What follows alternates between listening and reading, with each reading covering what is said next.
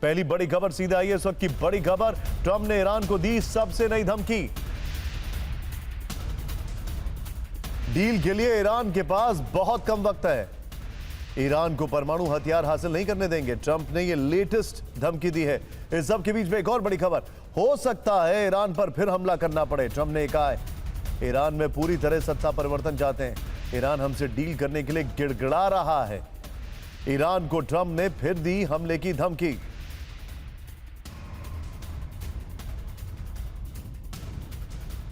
तो ईरान को ट्रंप की नई धमकी है, लेकिन कल उन्होंने युद्ध से जो कदम पीछे हटाने वाली बात कही, ईरान उस बयान का जमकर मजाक उड़ा रहा है। ट्रंप ने कल कहा था कि ईरान पर अमेरिकी सेना बहुत बड़ा हमला करने वाली थी।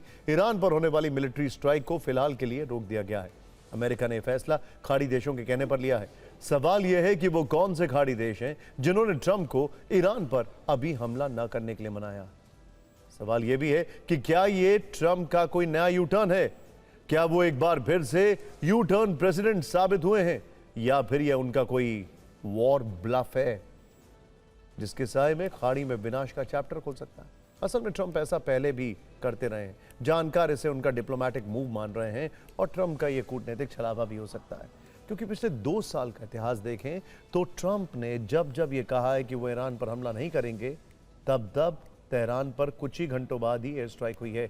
लेकिन ट्रंप ने इस बार जब यह कहा है कि वो ईरान पर अभी हमला नहीं करेंगे, तो ईरान ने उनका मजाक उड़ाना शुरू कर दिया। ईरान के सुप्रीम लीडर मुश्तबा खमनेई के सैन्य सलाहकार मोहसिन रिजाई ने एक्स पर लिखा, ट्रंप पहले सैन्य हमले की समय सीमा तय करते हैं, फिर खुद ही उसे रद्द कर देते हैं, इस व्यर्थ उम्मीद में कि ईरान की जनता और अधिकारी घुटने टेक देंगे। ईरान की शक्तिशाली सेना और हमारे महान लोगों का फौलादी हाथ दुश्मनों को पीछे हटने और सरेंडर करने पर मजबूर कर देगा। अमेरिका और ईरान में नई जुबानी जंग की यह अभी आधी पिक्चर है, क्योंकि ट्रंप का पूरा स्टेटमेंट यह नहीं कहता है कि वो ईरान पर हमला नहीं करेंगे, बल्कि इशारा यह दिया है कि खाड़ी में अगले 48 घंटे अति गंभीर साबित हो सकते हैं और ऐसा ना हो कि इसकी जिम्मेदारी या कहे गेंद भी उन्होंने ईरान के पाले में ही डाल दी है। ट्रंप ने जिन खाड़ी देशों का नाम लिया है, पहले उनकी बात कर लेते हैं। इनमें पहला नाम है कतर का। लिखा है कि कतर के अमीर तमीम बिन हमाद अल थानी, सऊदी अरब के क्राउन प्रिंस मोहम्मद बिन सलमान और यूएई के प्रेसिडेंट मोहम्मद बिन जायद अल नहान ने मुझसे ईरान पर मंगलवार को होने वाले हमले नियोजित सैन्य हमले को होने वाले हमारे नियोजित सैन्य हमले को स्थगित करने का अनुरोध किया है, क्योंकि गंभीर वार्ता चल रही है और उनके अनुसार ईरान से एक ऐसा समझौता होगा जो अमेरिका के साथ साथ अरब वर्ल्ड और बाकी सभी देशों को भी स्वीकार्य होगा।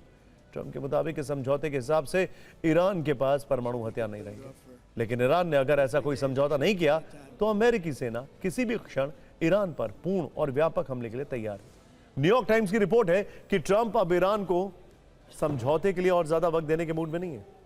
वो यूरेनियम पर 20 साल की रोक वाली रियायत से भी पलट सकते हैं। ट्रंप ने ईरान को 2-3 दिन की मोहलत दी है, लेकिन सवाल इसके आगे का है कि क्या ईरान अमेरिका से डील करने के लिए अपने एनरिच्ड यूरेनियम को उससे या फिर अमेरिका के सहयोगी देशों को सौंप देगा? ईरान की तंसीम न्यूज एजेंसी ने इस सवाल पर क्या लिखा है समझना जरूरी है। ईरान अमेरिका से परमाणु प्रोग्राम पर कोई बात नहीं करना चाहता है। अमेरिका परमाणु मुद्दे को छोड़ने को तैयार नहीं है। इस हिसाब से अमेरिका ईरान में समझौता बहुत दूर की बात लग रही है। वहीं मुश्तबा खमनेई के सैन्य सलाहकार ने चेतावनी दी है कि ईरान की सेना भी विनाशकारी जवाब देने के लिए तैयार बैठी थी।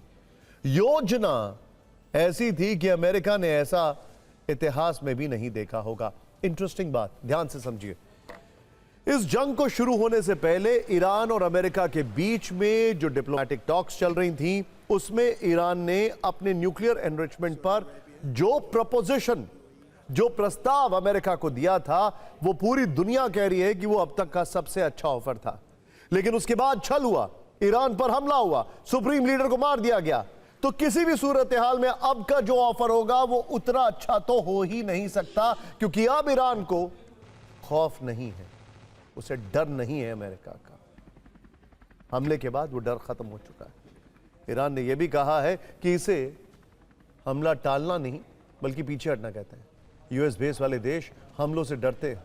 ईरान पर अमेरिकी हमलों से यूएस सैन्य बेस वाले देश खौफ में। इस सबके बीच में आपको एक अपडेट दे दें। प्रेसिडेंट पुतिन का विमान बीजिंग में लैंड कर चुका है। जैसे ही विजुअल्स और खबर आएगी अब आपको दिखाना शुरू कर देंगे। ईरान की जवाबी प्रतिक्रिया ट्रंप को बेचैन कर सकती है। बात जहां तक सैन्य तैयारियों की है तो ईरान उसमें पीछे बिल्कुल नहीं है। मेहर न्यूज एजेंसी के हवाले से रिपोर्ट है, ध्यान से देखिएगा। केशम द्वीप की हवाई सुरक्षा सक्रिय कर दी गई है। तंजीम न्यूज एजेंसी ने लिखा है कि केशम द्वीप के आसमान में ड्रोन देखे जाने के बाद टारगेट को नष्ट करने के लिए एयर डिफेंस सिस्टम को एक्टिव किया गया है। आपको बता दें कि केशम द्वीप में ईरान की अंडरग्राउंड मिसाइल सिटी है। इस्फहान से केशम द्वीप करीब 900 किलोमीटर दूर है। इस्फहान में ईरान का अति महत्वपूर्ण न्यूक्लियर प्लांट है जहां एनरिच यूरेनियम होने की आशंका है और ऐसा माना जा रहा है कि केशम द्वीप में एयर डिफेंस सिस्टम एक्टिव करने के पीछे का उद्देश्य इस्फहान को बड़े हमले से बचाना है। एक खबर यह भी थी कि केशम आइलैंड में धमाकों की गूंज सुनाई दी है। कारण अननोन बताया जा रहा है, लेकिन इसके अलावा पश्चिमी मीडिया ने भी रिपोर्ट दी है कि ईरान में मिसाइल लॉन्चर्स की फिर से तैनाती की गई है और अमेरिकी हमलों के बाद भी ईरान के अंडरग्राउंड मिसाइल लॉन्चर पूरी तरह सुरक्षित हैं। हालांकि आपके मन में अब यह भी सवाल होगा कि ट्रंप ने आखिरी समय पर ईरान पर हमला क्यों टाला। तो इस पर एक खबर पेंटागन के हवाले से भी वायरल हो रही है। कहा जा रहा है कि पेंटागन ने ट्रंप को ईरान के बारे में एक सीक्रेट वार्निंग दी थी, जिसमें कहा था कि ईरान ने लड़ाकू विमानों को आसमान में ढूंढकर उन्हें मार गिराने की क्षमता बढ़ा ली है। ईरान के डिफेंस सिस्टम पहले से और ज्यादा मजबूत हैं। ईरानी कमांडरों ने यूएस के जेट और बॉम्बर्स के उड़ान का पैटर्न भांप लिया है। इस मामले में रूस से मदद मिलने की बात भी कही जा रही है। ईरान ने रूस की मदद से अमेरिकी एयरफोर्स की युद्ध रणनीति जान ली है। आपको याद होगा, अमेरिका ने जब जब ईरान पर एयर स्ट्राइक की है तब तब दम भरते हुए कहा है कि ईरान के आसमान पर अब उसका पूरा कंट्रोल है। ईरान अब इस रणनीति को तोड़ने का काम कर रहा है। अमेरिकी खतरे को उसने अगर आसमान में ही नष्ट करना शुरू कर दिया तो समझिए कि यह युद्ध जीतना अमेरिका और इजराइल दोनों के लिए ज्यादा मुश्किल हो सकता है। अमेरिका और ईरान के बीच तनाव बेहद खतरनाक मोड़ पर पहुंचता दिख रहा है। इस बीच तेहरान में ऐसी चर्चा शुरू हो गई है जिसने पूरी दुनिया का ध्यान खींच लिया। रिपोर्ट्स है कि ईरान एक अलग ही सीक्रेट प्लान पर आगे बढ़ रहा है, जिसमें ट्रंप और इजराइल के पीएम बेंजामिन नेतन्याहू की हत्या की स्क्रिप्ट लिखी गई है। इसके लिए 500 करोड़ की सुपारी का खुला ऐलान हुआ है। यानी जो इन दोनों को जहन्नुम पहुंचाएगा वो 500 करोड़ का मालिक बनेगा। हैरानी की बात यह है कि ईरान की संसद में इस पर मोहर लगाने की तैयारी, यानी ट्रंप और नेतन्याहू की किलिंग का सरकारी फरमान निकाला जाएगा। लेकिन ईरान ऐसा क्यों कर रहा है, इस रिपोर्ट में देखिए। अमेरिका और ईरान के बीच भले ही बम, गोले और मिसाइलों की बरसात नहीं हो रही, युद्ध भले ही ऊपर से शांत दिख रहा है, लेकिन बदले की आग में दोनों जल रहे हैं। दांव अमेरिका खेल रहा है तो तेहरान भी पीछे नहीं है। ईरान इंटरनेशनल की रिपोर्ट्स के मुताबिक ईरान की संसद में सैन्य और सुरक्षा बल द्वारा जवाबी कार्रवाई नाम से एक खौफनाक कानून का ड्राफ्ट लाया जा रहा है, जिसमें डोनाल्ड ट्रंप और बेंजामिन नेतन्याहू की हत्या की लिखित सुपारी का जिक्र है। दोनों के सिर पर 500 करोड़ के भारी भरकम इनाम की घोषणा होने वाली है। यानी ईरान 2 राष्ट्राध्यक्षों के मर्डर वाले प्लान को कानूनी कवच देने जा रहा है, उन्हें हमेशा के लिए रास्ते से हटाना चाहता है। ईरान की संसद में राष्ट्रीय सुरक्षा और विदेश नीति समिति के चीफ इब्राहिम अजीजी ने कहा, जो भी इंसान या संस्था डोनाल्ड ट्रंप के खिलाफ इस धार्मिक और वैचारिक मिशन को पूरा करेगी, उसे ईरान सरकार अपनी तिजोरी से $54 मिलियन का नकद इनाम देगी। सिर्फ ट्रंप ही नहीं, हमारी लिस्ट में बेंजामिन नेतन्याहू और अमेरिकी सेना के सेंट्रल कमांड के कमांडर भी हैं। ईरान की इस हिट लिस्ट में पेंटागन में हड़कंप मचा दिया। मोसाद के जासूस टेंशन में आ गए। सवाल है कि ईरान ऐसा बिल क्यों लाना चाहता है, वो सुपारी किलर क्यों ढूंढ रहा है। अगर ईरान सोच रहा है कि कोई आके ट्रंप साहब पर हमला करेगा और नेतन्याहू पर हमला करेगा, जो इजराइल के प्रधानमंत्री हैं, तो इसका मतलब है वो डेस्परेट हो गया है।